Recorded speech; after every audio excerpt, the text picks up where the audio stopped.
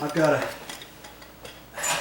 look at that, flop the hinge back over, and I see the door has to be pushed up this way a little bit more. So I'm gonna take this here and I'm gonna kind of lift up on the door as best I can and tap this under. Look at that. Dabbing at it.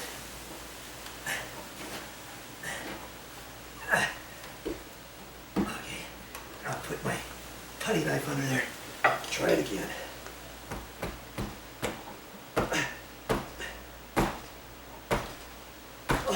There. That's about as high as I can go. I could tap it even a little bit more with my hammer. I don't want to go too far. If I had somebody here, I could really crank up here and somebody can tap that down there. But this door, as you can see, has got window bits in it. And the last thing I want to do is break that, one of those panels or something, okay?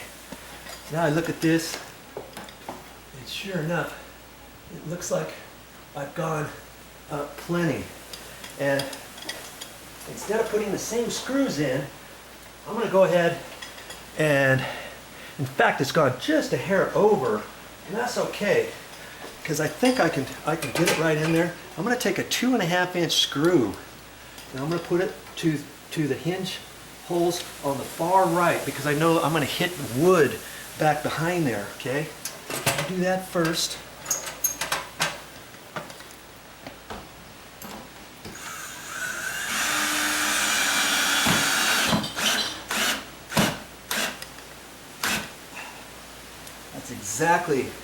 That's exactly where I want it. I can't go any closer than that. Let's get you in there. I don't want you to think I'm telling you any funky business. See how tight I've got that? Right up against the jamb or up against the notch side. And now I can put another 2.5-inch screw here. If I put 2.5-inch screws here, they're not going to do any good because those are going to miss the edge of the stud. It's going to go right into the sheetrock. If I had enough room, I could pre-drill that hole at a slight angle and then put the screw in at a slight angle, not so much that it's going to be out too far so when you open the door you see it, you know. But I think I'm going to be okay. I don't think I'm going to have to do that. So I'm going to keep doing what I was doing. And I always carry around, look, I always carry around different size screws. So I have 1.5-inch screws here, I got 3-inch here, 2.5-inch here. And in my little leopard bag here, I've got 2-inch, 1.25 and what are these? These are 1.25, and I think I got some more 1.5 and I barely have any, so that's why I got some more at the store. Okay, so I'm going to use, I always carry those around, and these, I always carry their coarse sheetrock screws, coarse threads. You could also get these in fine threads. Make sure you get the right ones, because in metal you use the fine threads, in wood you use the coarse threads. So I'm using coarse threads. Okay, so I've got my 2 sizes of screws here. Here I've got my 1.5, and here I got my 2.5. Okay, so now I'm going to put my 2.5 in to the hole at the far right, and that's the top one.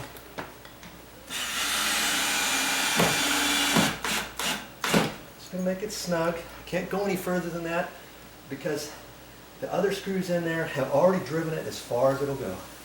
Now I'm going to use my 1.5 just on here, and I'm just going to snug it up. If I really crank on this, I could start spinning these because it's just going into the jamb. It's not going into anything else because it's hitting the sheetrock. Okay.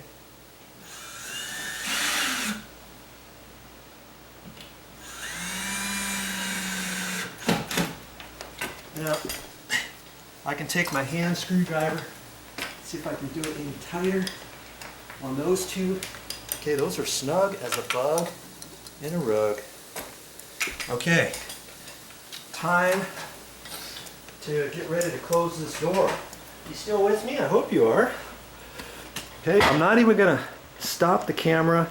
No funky monkey business here. Just gonna pull this out, flip it over. That out of there. I got a place for everything in my nail bag. You do it the same all the time, and I can tell exactly where all my stuff is. Hey, where's this? Where's that? And it's a good habit to get into, okay? I have not closed this door yet. Now let's get this over here situated so that you can see the door. You can see what I see when I close it. I'm looking up at the top here, okay? Closing the door here. Oh, that's sweet. Look at that. Look at that, will you? See that nice gap there? Look, that is beauty. Now see, I got it barely, just barely a little bit too high. Just a little bit, but I don't mind that because this door is about 10 years old. See this gap here now? Look at that. Isn't that beautiful?